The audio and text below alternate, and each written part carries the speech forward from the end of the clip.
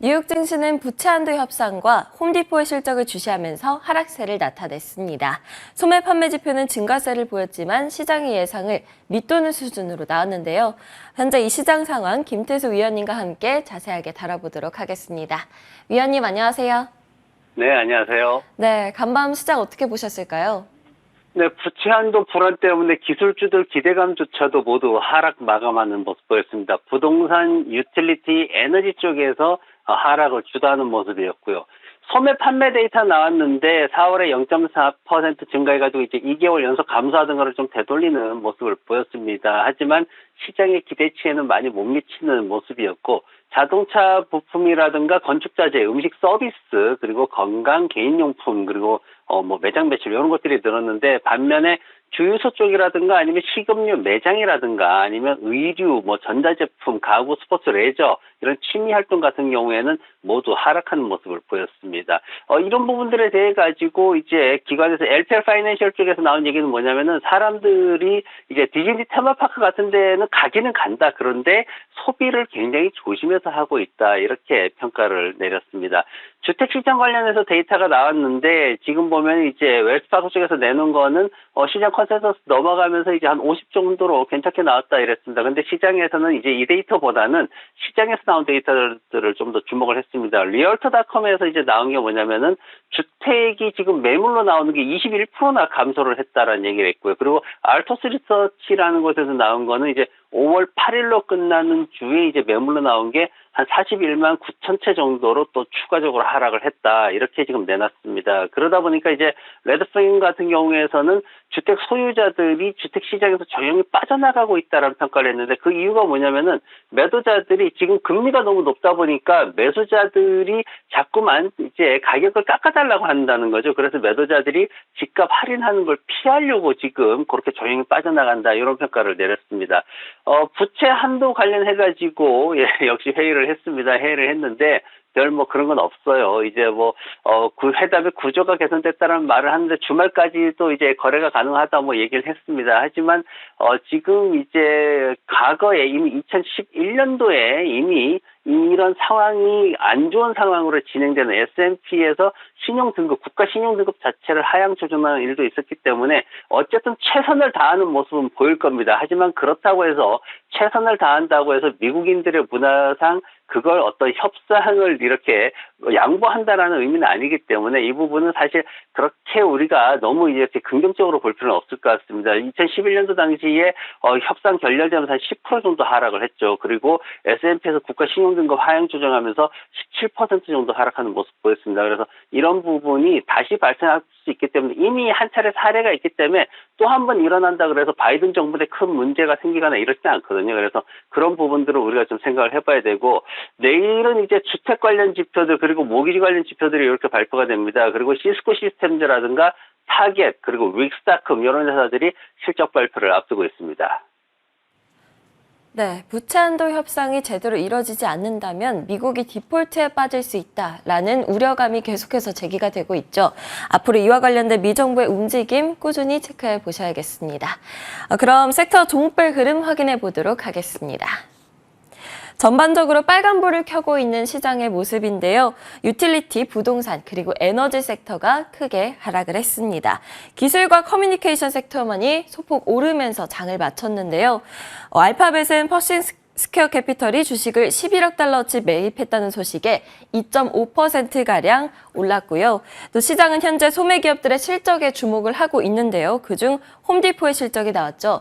홈디포는 예상치를 밑도는 매출을 발표했고 전망치를 하향하면서 2%가량 하락했습니다. 그럼 위원님과 함께 종목별 이슈들 자세하게 짚어보도록 하겠습니다. 이제부터는 눈에 띄는 ETF도 하나씩 보여주기로 하셨어요. 네, 그렇습니다. 오늘부터 이제 서학개미 분들이 워낙 ETF 쪽을 많이 관심을 가져서 제가 그날 이제 눈에 띄는 것들을 하나씩 가져오기로 했습니다. 먼저 홈디포 종목부터 보겠습니다. 지금 2023년도 가이던스를 하향 조정했다라는 게 가장 큰 이슈고, 홈디포라는 종목에 우리가 좀 집중을 해야 되는 이유는 뭐냐면은 미국 경제의 바로미터로 볼 수 있는 종목이 홈디포이기 때문에 그렇습니다. 이 얘기를 이제 제가 가끔 드리는데, 미국인들이 여유가 있을 때 가장 많이 소비하는, 가장 첫 번째 소비하는 게 바로 주택을 어떻게 개량하느냐. 한 가구당 연간 3,400불 정도를 지출하기 때문에 미국의 소비가 어떻게 움직이는지를 볼 수 있는 그런 기업입니다. 그래서 그런 부분 때문에 우리가 좀 봐야 되는데, 실적이 좀 안 좋게 나왔죠. 동일 매장 매출도 4.5%나 감소를 했습니다. 그리고 미국 내에 있는 매출도 4.6%나 감소를 했고, CEO가 나와가지고 2023년도가 아무래도 주택시장이 좀 완화되는 시기 같다, 그러면서 여러 가지 이제 뭐 악천후도 있었고 하면서 좀 낮은 그런 결과를 내놨다 하면서 2023년도 전체를 봤을 때 앞으로 수익이 한 7에서 13% 정도 감소할 수 있다, 이렇게 좀 안 좋게 다운그레이드하는 모습을 보였습니다. 그래서 이런 부분들 때문에 주가가 한 2%대 하락하는 모습 보였고, 그리고 대형주도 오늘 기술주들이 좀 그래도 장 중반에 꽤 상승하는 모습 보였습니다. 지금 알파벳 같은 경우에는 말씀하셨듯이 뭐 여러 가지 이슈들이 최근에 좋은 이슈들이 많죠. 그러면서 $120를 결국 돌파하는 그런 모습들을 보였고, 그리고 아마존닷컴 같은 경우에도 뭐 2%대 또 꾸준히 상승을 보이고 있었습니다. 엔비디아 같은 경우도 1% 이상 상승을 보였고요. 오늘 이제 그 ETF는 터키 쪽 ETF가 좀 그 많은 관심을 가졌어요. iShare MSCI 터키 ETF TUR 코드를 씁니다. 이 ETF는 뭐냐면은 터키의 중형 성장주 중심으로 구성이 되어 있습니다. 이제 대부분 라지 캡이나 이쪽으로 구성되는데, 이 종목은 중형 성장주 쪽으로 구성이 되어 있고, 최근에 이제 선거가 있었는데 거기에서 이제 에르도안 기존 대통령이 이겼죠. 근데 과반수 투표를 못하면서 다시 또 투표를 해야 되는 이런 상황입니다. 근데 이걸 외부에서 기관들이 평가하기에 지금 에르도안 대통령이 다시 이제 대통령이 되어버리면은 아무래도 터키 경제가 심각해질 수 있다, 이렇게 해석이 됐습니다. 그러면서 월요일날 터키 시장이 급락을 했고요. 거기에 따라서 이제 오늘은 반대로 이제 저가 매수세가 유입되면서 한 2%대 상승하는 모습을 보였습니다. 오늘 제가 가져온 회사는 AMD 차트 가지고 왔습니다. AMD가 결국은 크게 또 양봉을 하나 만들면서 쭉 올라왔습니다. 102달러. 우리가 그동안 이제 방송하면서 목표가 102달러입니다라고 굳이 계속 이제 말씀을 드렸는데, 거기까지 도달을 했습니다. 일부 수익 실현 후에 추세 보면서 홀드하시고, 추세선 아래쪽에 97달러 수준 정도 보시면 좋을 것 같습니다. 지금 왜 올라왔냐를 봤더니, PC 예측이 지금 PC 수요나 이런 예측이 그동안 계속 안 좋다 이렇게 나왔어요. 근데 번스타인에서 뭐라고 했냐면은 2019년도랑 대비해 보니까 괜찮은데 뭐 이런 얘기를 했습니다. 그래서 PC 수요 이제 스타티스타에서 나온 그 데이터를 제가 가져와 봤는데, PC 출하량을 보면은 이제 시장에서 뭐 계속 안 좋다 하는 게 맞긴 맞아요. 팬데믹 기간이랑 비교하면 안 좋은데 2019년도 18년도 상황 비교하면은 괜찮다라고 해석을 할 수가 있습니다. 팬데믹이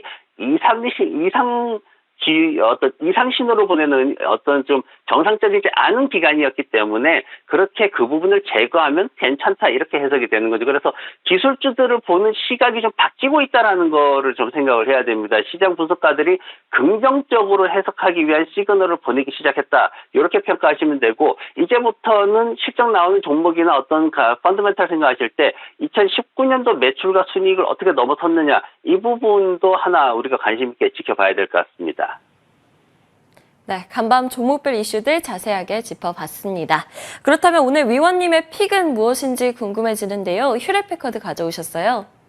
네, 맞습니다. 휴렛패커드 우리 주변에 프린터부터 해서 굉장히 많이 있습니다. 근데 실적 안 좋아요. 프린터 판매가 한 5% 감소했고, 그리고 PC 관련해가지고는 뭐 한 30% 이상씩 막 감소하고, 수입은 또 30%씩 감소하는 모습 보였습니다. 굉장히 안 좋게 진행이 되고, 그러면서 한 4천에서 6천 명 정도 이제 해고를 하겠다, 이렇게 또 얘기도 나오고 있고, 그런데 그럼에도 불구하고 워렌 버핏의 버크셔 해서웨어 같은 경우에는 최근에 보고한 서류에 따르면 HP 지분을 16% 늘렸다. 지금 현재 12%나 소유를 하고 있습니다. 버크셔가 가지고 있는 종목들 중에 상위 10개 주식에 들어가는 그런 종목인데 굉장히 이제 최근에 좀 주목을 받고 있는 모습입니다. 거기에 이제 2020년도 이제 새로 CEO 들어오고 나가지고 150억 달러 규모의 자사주 매입하고 있고 지금까지 130억 달러 정도의 주식을 판매를 했습니다.